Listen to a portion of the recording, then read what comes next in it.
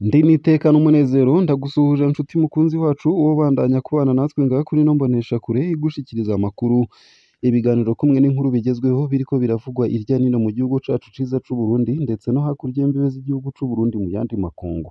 Ndaguhaye ikaze, ndaguhaye mwiriwe cange mwaramutse bivanye n'aho dukurikira uherereye kuri uwu munsi wa gatanu, igenekerezo rya mbere z'ukwezi kw'icumi na kabiri umwaka n'ibihumbi bibiri na mirongo ibiri na gatatu. Wowe udukurikira uri mu gihugu c'u Burundi ndaguhaye ikaze ntanakwifuriza kubandanya uraroranirwa no kugira umunsi mwiza, ndetse yewe nawe udukurikira uri hakurya y'imbibe z'igihugu c'u Burundi ndaguhaye mwiriwe cange mwaramutse bivanye n'aho udukurikira uherereye. Utegerezwa gusa gufyonda sabone cange subscribe nawe utaravyondako hama ukabandanya urashikirwa n'amakuru, inkuru kumwe n'ibiganiro bigezweho tubandanya gushikiriza biba biriko biravugwa irya nino mu gihugu c'u Burundi ndetse no hakurya y'imbibe z'igihugu c'u Burundi mu yandi makungu. Ndaguhaye ikaze. Ano makuru harabafatiye ku ngingo nkuru zikurikira: Muramu wa Bunyoni harapfunzwe mw'iperereza. Ferdinand Minani ni umukuru wa karitsiye Kajiji muri zone Kanyosha mu bumanuko bw'igisagara ca Bujumbura, akaba asanzwe ari musaza wa Yasente Niyonkuru umupfasoni wa General Alain Guillaume Bunyoni. Mu myaka iheze Bunyoni akiri igihangange, Ferdinand Minani yaravugwa mu mabi menshi. Ferdinand Minani yari mu mbonerakure zitinyitse muri Kanyosha. Mu mwaka w'ibihumbi bibiri n'icumi na gatanu Ferdinand yaravuzwe mu bwicanyi ku Musaga. Mu modoka yiwe yaravugwa ko agendana inkoho, yarazwi nk'inakorwako kubera ata butungane bwamukurikiranye mu Burundi. Aho ni imbere y'uko ibihe bihinduka. Ino nkuru ni mukanyi ku buryo bw'idonido ntuje kure, ico utegerezwa gusa ni ukubandanya kubana natwe. Nayo kandi Impanda hari umugabo yishwe n'imbonerakure n'abapolisi. Adrien Sibomana w'imyaka 37 yarapfiriye ku bitaro bikuru vya Mpanda mu ntara ya Bubanza mu buseruko bw'u Burundi kuri ubu wa mbere. Abo mu muryango wiwe bagiriza imbonerakure n'abapolisi kuba baragize uruhara mu rupfu rwiwe. Abo banyuma baramukubise cane gushika aho atakaza ubwenge. Abanyagihugu baragize imyiyerekano bafise mu minwe ikiziga c'uwo yishwe mu ntumbero yo gusaba ubutungane. Uwo mugabo yapfuye kuri uwu wa mbere mu gihe abaganga bo kuri ivyo bitaro bariko baragerageza kumuvura ku bw'amasoko yacu. Isayo gusa ayo hamwe n'ayandi ni mukanyi ku buryo bw'idonido ntuje kure, ico utegerezwa gusa ni ukubandanya kubana natwe.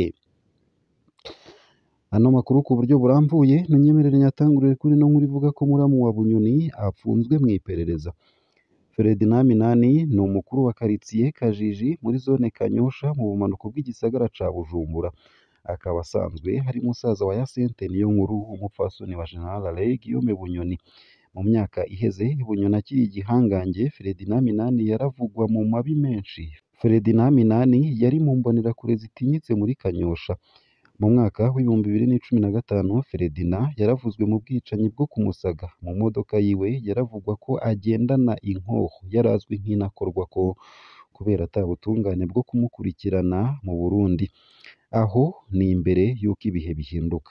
Amakuru dufise akaba avuga ko Minani Ferdinand yahagaritswe ku munsi w'Imana uheze haca ajanwa ku cicaro gikuru c'iperereza i Bujumbura. Amwe mu makuru ariko aradushikira akaba avuga ko Ferdinand Minani yoba yarakubiswe aho apfungiwe mw'iperereza. Bibaye ari ukuri twokwibutsa ko ico ari icaha gihanwa n'amategeko y'u Burundi. Mu minsi y'ifatwa rya General Bunyoni, Ferdinand Minani yarasatswe arahagarikwa mu nyuma ararekurwa. Ntituzi ko hari isano riri hagati y'ifatwa rishasha rya Ferdinand Minani na dosiye iri mu butungane ya General Bunyoni. Kugeza ubu ntituramenya imvo y'ihagarikwa rya Ferdinand Minani. Uwogira ico amenye ku gipfunze Ferdinand Minani nabo bafise amakuru y'ivyamuranze botwandikira inbox.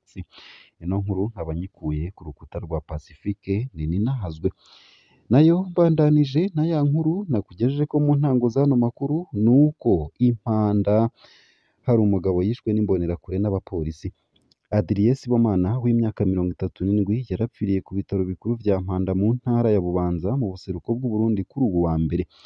Abo mu muryango wiwe bagiriza imbonerakure n'abapolisi kuba baragize uruhara mu rupfu rwiwe. Abo banyuma baramukubise cane gushika aho atakaza ubwenge. Abanyagihugu baragize imyiyerekano bafise mu minwe ikiziga c'uwo yishwe mu ntumbero yo gusaba ubutungane. Uwo mugabo yapfuye kuri uwu wa mbere mu gihe abaganga bo kuri ivyo bitaro bariko baragerageza kumuvura kubw'amasoko yacu. Sibomana yapfiriye ku bitaro, ntiyari gushobora gukira uravye ukuntu yazanywe ngaha aremvye. Uko akaba ariko amasoko mu buvuzi ku Mpanda avuga. Uwo yapfuye yari yajanywe ku bitaro inyuma yo gukubitwa cane n'imbonerakure, ni ukuvuga abanywanyi b'umuhari CNDD FDD n'abapolisi. Ivyo vyabereye ku mutumba Masha muri komine Mpanda ku muhingamo wo kuri uwu w'Imana. Mu gihe abapolisi bariko baraja gukizura barondera inzoga zitemewe n'amategeko, Sibomana yababonye ubwa mbere. Yaciye agerageza kwiruka kuburira abafise amayengero yazo. Umupolisi umwe yaciye arasa hejuru, Sibomana nawe agira ubwoba aca agwa hasi. Imbonerakure zaciye zimusimbirako ziramukubita, yarataye ubwenge baca bamurekera aho nyene. Ivyo ni ibivugwa n'abanyagihugu bo bahavuye bamujana ku bitaro. Inyuma yo gutangaza ko yapfuye, umuryango w'umuhisi waranse kumuhamba, ahubwo bajanye ikiziga imbere y'ibiro vya komine mu ntumbero yo kwerekana umubabaro. Ico kibazo carateye umutekano muke gushika aho buramatari we nyene ahashika guhumuriza. Yemeye ko agiye gukora amatohoza kandi ashimangira ko bitazokwijana hatawuhanywe. Imbonerakure zibiri zivugwa muri ubwo bubisha zarahagaritswe. Igipolisi carafashe uwukora inzoga zitemewe. Ariko abanyagihugu basaba amatohoza ku bapolisi bakoze ivyaha bimwe n'urwo rwaruka rw'umugambwe CNDD FDD. Nayo mu yandi makuru kandi nuko mu ntara ya Kirundo ikiza c'agasama kiriko kiragandagura abantu atakivuzwe. Abagwayi b'agasama batari munsi ya 20 barabonetse kuva mu ntango z'uku kwezi kwa Munyonyo. Abana bafashwe kandi babangamiwe n'iyo ndwara bariko bahabwa umwuka nayo abandi boba baramaze gupfa ku bwa bamwe mu baganga bo ku bitaro bikuru vya Kirundo mu buraruko bw'Uburundi. Abo baganga basaba ko hotangazwa ko indwara y'agasama yateye kugira ngo ingingo zo kurwanya iyo ndwara zifatwe. Ku bw'amakuru ava mu bakozi bo ku bitaro vya Kirundo, abantu batari munsi ya 20, abana bafise imyaka iri munsi y'itanu kuri benshi barafashwe n'indwara y'agasama. Komine ifise abagwayi benshi ni Busoni, komine Kirundo iza ubugira kabiri. Uko akaba ariko isoko ryacu kuri ivyo bitaro ryemeza. Iyo ndwara yatanguye kwibonekeza muri iyo ntara kuva mu kwezi kwa Ntwarante ku bwa bamwe mu baforoma bo ku bitaro vya Kirundo. Sinshobora gutomora neza ikiringo c'aho abagwayi b'agasama batanguriye kwibonekeza, ariko ndibuka ko nabonye umugwayi wa mbere mu kwezi kwa Ntwarante. Uko akaba ariko umwe mu bavuzi yabwiye SOS Media Burundi dukesha iyi nkuru. Umurengera w'abagwayi mu uburyamo bw'abana bwobwo buruzuye. Ku gitanda kimwe haryamikwa abana 2 canke 3, abavyeyi babagwaje baryama hasi.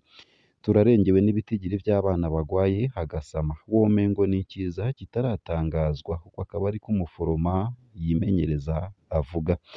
Abaganga babijejwe ntibagomba kuvuga ko hari ikiza. Bishoboka ko amategeko ava hejuru kugira ngo kumbure amafaranga ntashirwe mu gisata kimwe cihariye kugwanya ico kiza. Uko akaba ariko uwo muforoma abibona. Kubera ivyo kirabujijwe kubwira agasama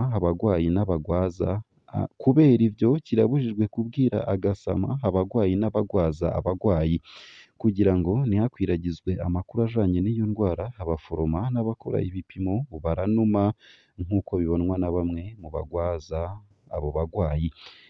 Iyo ndwara itegerezwa gutangazwa ko ari ikiza nk'uko vyakozwe haraciye imyaka 3 kuri malariya. Uko akaba ari kumwe mu ndongozi z'igisata yasavye. Abicwa n'ako gasama ntibavugwa. Amakuru hava mu bitaro bikuru vya Kirundo havuga ko hari abamaze gupfa. Kubera iyo ndwara isa na nshasha mu kibano, bamwe bazanye abana babo baremvye cane. Nico gituma bamwe na cane abafise munsi y'imyaka 5 batararokotse. Uko akaba ariko vyatomowe n'uwajejwe igisata kimwe mu bisata bikorera aho muri ivyo bitaro. Bamwe mu bana bari mu vyuma bibafasha guhema. Abana benshi baba abo mu gisata c'indembe canke abari mu buryamo rusangi bw'abana bariko bahabwa impwemu zo guhema kuko bafise ingorane zo guhema. bikanabagora mu muhogo, uko akaba ariko bimenyeshwa n'umwe mu bimenyereza. Ingorane yindi ikunda kwibonekeza ni icikagurika ry'umuyagankuba. Abana bariko bahabwa umwuka wo guhema barahakwa gupfa kuko amamashini ahagarara ubwo nyene kandi hakaba kurindira ko umuyagankuba ugaruka. Ivyo navyo bishobora kumara amasaha menshi utaragaruka. Uko akaba ariko abavyeyi n'abakozi bo ku bitaro vya Kirundo bagaragaza umwiheburo. Amakuru atangwa na bamwe mu bakozi bo kuri ivyo bitaro akaba asigura ko hamwe agasama kadatangajwe ko ari ikiza kugira ngo izindi ngingo zifatwe izorigita abanyagihugu bo mu Kirundo, mbere igashobora no kurandagata igashika ahandi. Ngaha akaba ariho nsoreje ano makuru nari naguteguriye ariko aravugwa irya nino mu gihugu c'u